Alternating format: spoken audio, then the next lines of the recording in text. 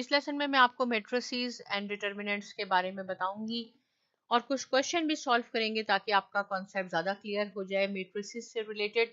Matrices actually क्या होते हैं? ये रेक्टेंगुलर अरे और a formation of a collection of real numbers. जैसे मैंने आपको कहा कि 0 1 2 3 4 कोई भी आप रियल नंबर ले सकते हैं, उसको आपने रेक्टेंगुलर अरे रेक्टेंगल की सूरत में लिखना होता है। जैसे सपोज मैं अगर आपको कहूँ, बहुत सिंपल करके बता देती हूँ पहले, 1 2 3 ये रियल नंबर है, राइट। 4 यहाँ मैंने लिखा 5 और यहाँ मैंने लिखा 6।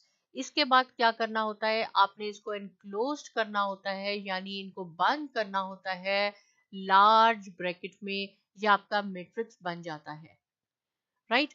एक और मैं आपको एग्जांपल बता देती हूँ। सपोज अगर मैं कहूँ 4 5, यहाँ तो मैंने आपको 1 2 3 4 5 6 लिख के बता दिया, लेकिन आप कुछ भी रियल नंबर ले सकते हैं। 0 1 2 3 ये 0 हो गया, ये 8 हो गया।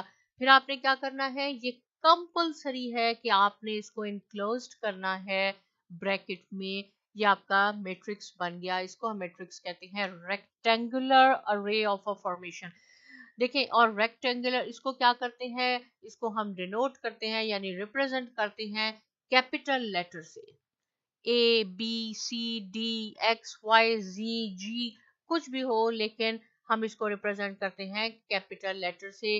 b इज इक्वल टू 4 5 0 8, ये इसके अंदर एलिमेंट्स हैं और ये आपका एक मैट्रिक्स बन गया, राइट। अब मैट्रिक्स में क्या होता है? अगर कोई आपसे पूछे कि ऑर्डर ऑफ मैट्रिक्स क्या होता है, तो आप याद रखें कि जब भी हम मैट्रिक्स का ऑर्डर लिखते हैं हॉरिजॉन्टली, ऐसे इसको रोज कहते हैं।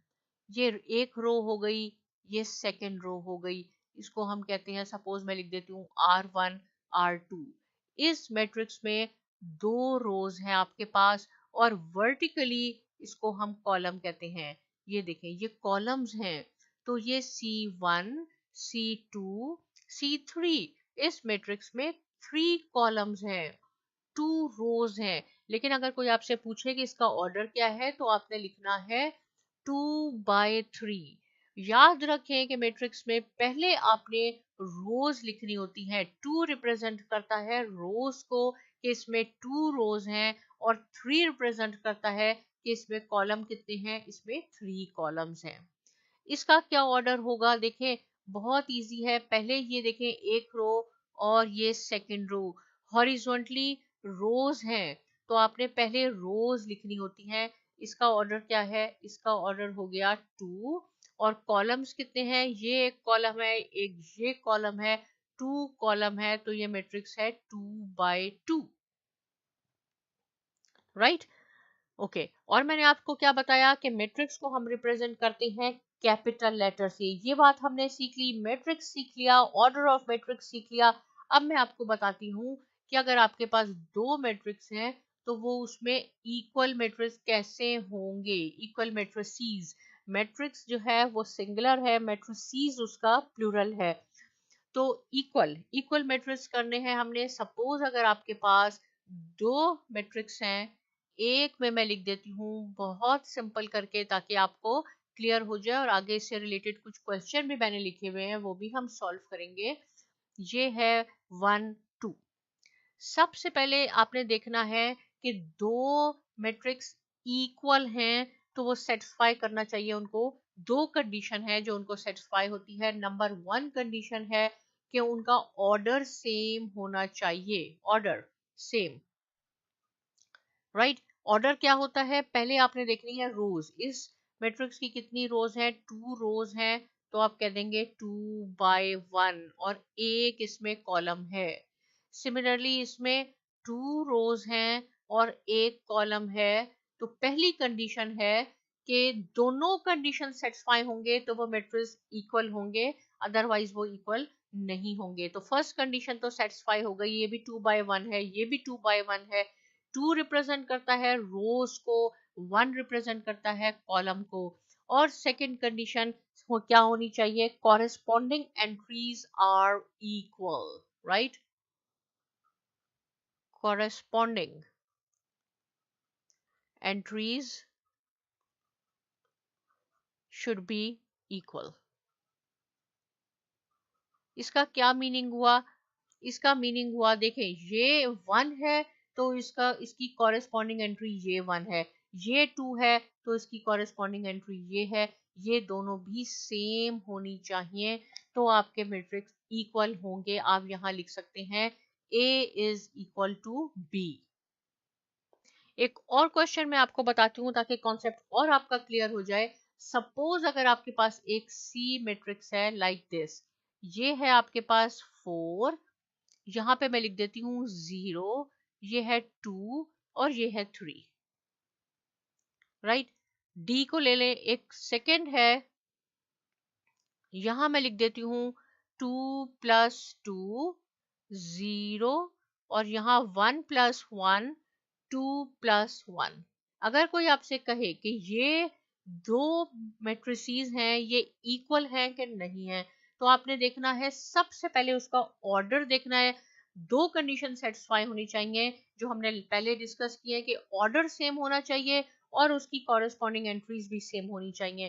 तो देखें ये 4 है, इसकी कॉरेस्पॉन्डिंग एंट्री ये है, और यहाँ देखें 2 प्लस 2 है।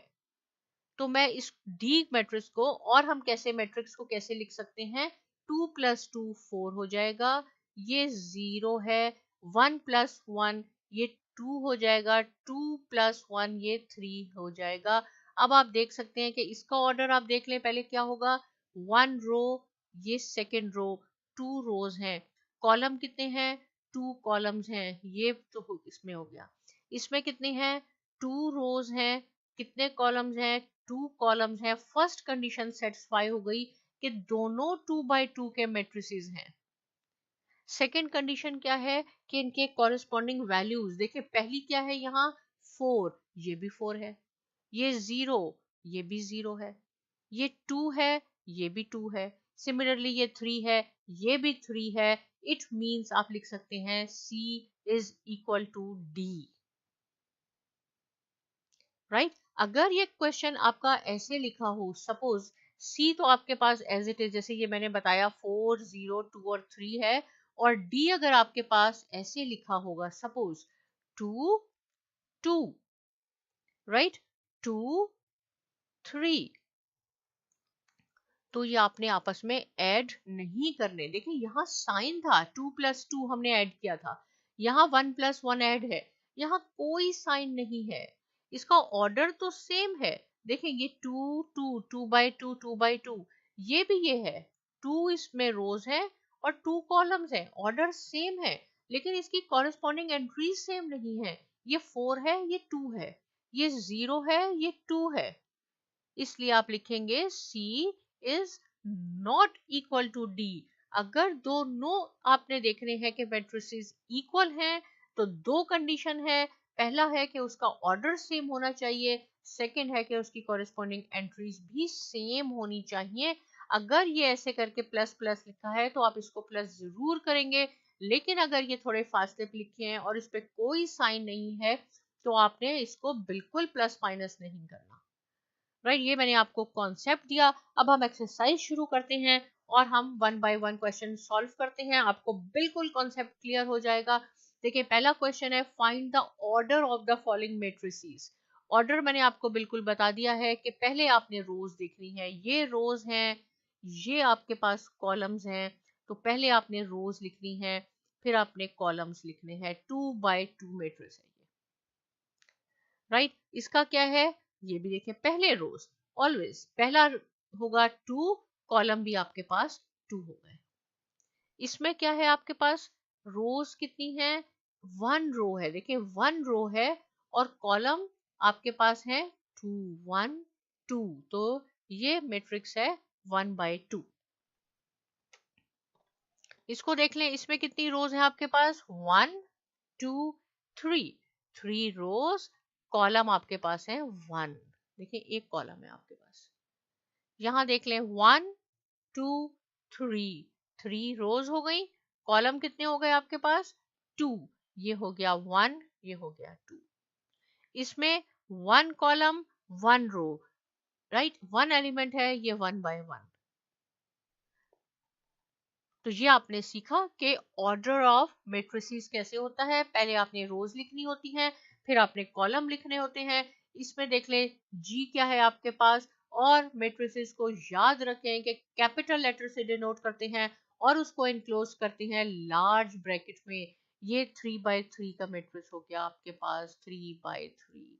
ये आपके पास कितनी है, 2 रोज हैं इसमें, और कॉलम्स कितने हैं आप में, इसमें 3 कॉलम्स हैं, 2 by 3।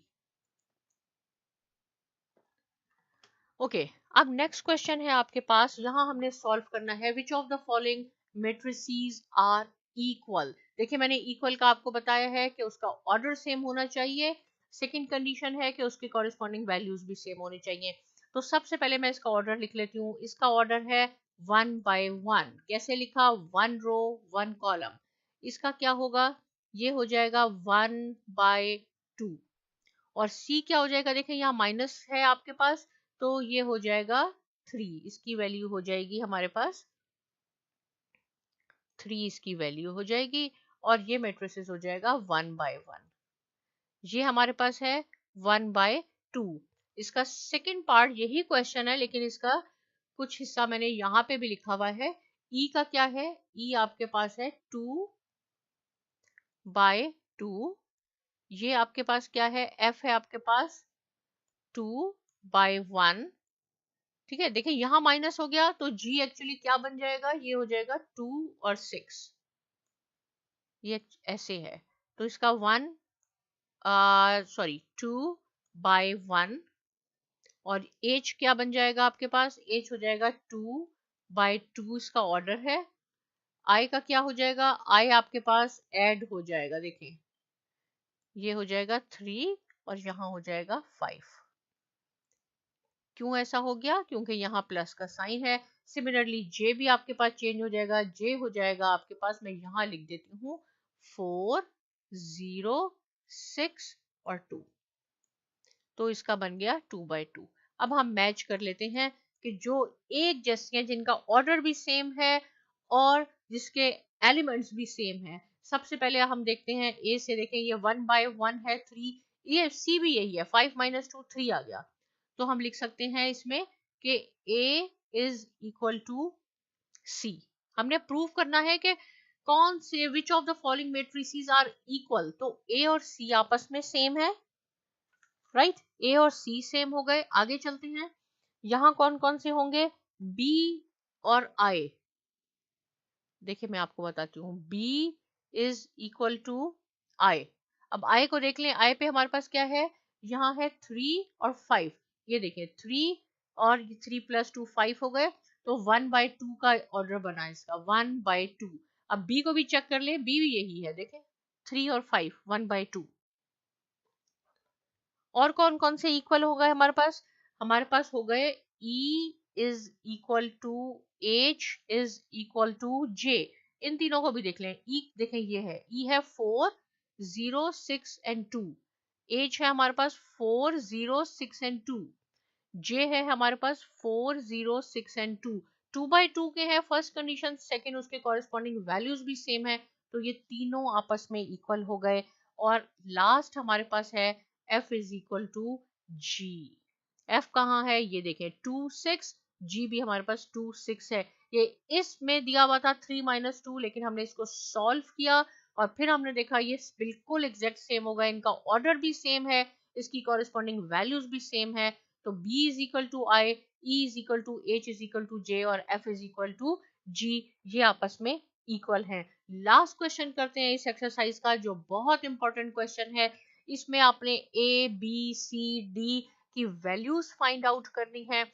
उसके बाद हम ये वैल्यूज इसमें डाल के देखेंगे, जहां जहां A, B, C है, कि ये इसके इक्वल है या नहीं है, यानी लेफ्ट हैंड साइड और राइट हैंड साइड को इक्वल करना है। बहुत इंपॉर्टेंट क्वेश्चन है। देखें A प्लस C, ये A प्लस C है, इसकी कॉरेस्पॉन्डिंग वैल्यू है ये। कभी आपने नहीं लिखना कि इसकी आपने ये लिख दी, 4D को आपने ये कर दिया, इसको ये कर दिया। बिल्कुल अपने एक सीक्वेंस में जाना है। A प्लस C की है इज इक्वल टू 0। ये इसकी कॉरेस्पॉन्डिंग वैल्यू है। यहाँ से अगर मैं चाहूँ आपसे कहूँ a इज इक्वल टू सी को आप इज इक्वल टू की राइट साइड पे ले जाएं तो इसका साइन चेंज हो जाएगा, ये हो जाएगा माइनस सी, राइट। क्या हो गया, a is equal to minus C, इसको मैं कह देती हूँ कि ये 1 हो गई सपोज। अब क्या है, दूसरे में मैं कर लेती हूँ a प्लस टू बी, लेकिन डायरेक्ट मैं यहाँ से करती हूँ तो आपके लिए बहुत इजी हो जाएगा। c, हमने a b c d की वैल्यूज फाइंड आउट करनी है। c माइनस वन ये वाला, इसकी कॉरेस्पॉन्डिंग वैल्यू क्या है 3, इसकी कॉरेस्पॉन्डिंग वैल्यू है 3, तो c minus one is equal to 3, तो c क्या हो जाएगा 3, और ये 1 इज इक्वल टू के राइट साइड पर जाके पॉजिटिव हो जाएगा। c की वैल्यू आपके पास आ गई 4, ये तो आपके पास c की वैल्यू आ गई 4। अब आप देखें c की वैल्यू 4 है, और ये जो इक्वेशन थी 1, इसमें थी a is equal to minus C. इस इक्वेशन में अगर आप c की वैल्यू पुट कर दें जो 4 है, तो ये हो जाएगा a is equal to minus 4। Put the value of c in equation 1, so आपको मिल गया a की वैल्यू, c की वैल्यू 4 हो गई, a की वैल्यू माइनस 4 हो गई, इस इक्वेशन में हमने डाल दिया। अब आप आ जाते हैं हम इस वाले में a plus two B, a plus two B, और इसकी कॉरेस्पॉन्डिंग वैल्यू क्या है -7। देखें ये है इसकी -7, ये कुछ नहीं लिखनी आपने, और हमने अब इसमें से b की वैल्यू फाइंड आउट करनी है। तो क्या हो जाएगा आपके पास 2b, सॉरी यहाँ मैं लिखती हूँ 2b इज इक्वल टू -7 और -a को आप दूसरी डायरेक्शन पे ले आए यहाँ से, तो ये हो जाएगा -7। a की क्या वैल्यू है, a की वैल्यू है -4, तो माइनस, तो ऑलरेडी ये यहाँ है, और इसके साथ आपने -4 वैल्यू लिखनी है। रिमेनिंग पार्ट में यहाँ करके दिखाती हूँ आपको ऊपर, तो देखें ये क्या हो जाएगा 2b is equal to -7 plus 4, minus minus plus हो जाएगा, 2b is equal to -3।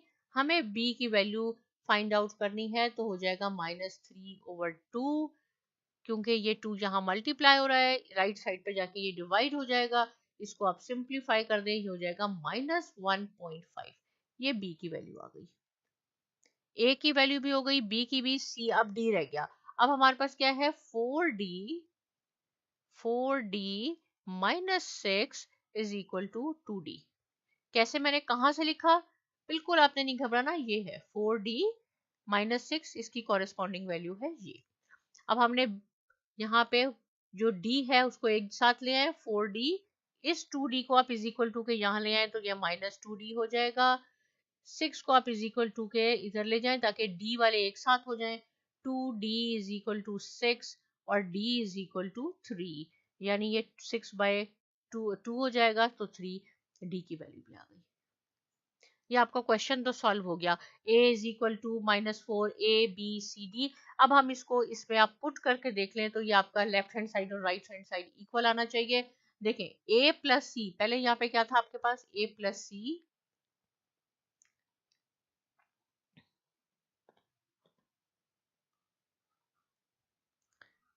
a की वैल्यू है हमारे पास -4 और c की है +4, तो ये तो आपके पास हो गया 0। फिर है c की वैल्यू क्या है 4 -1, a की वैल्यू आपके पास क्या है -4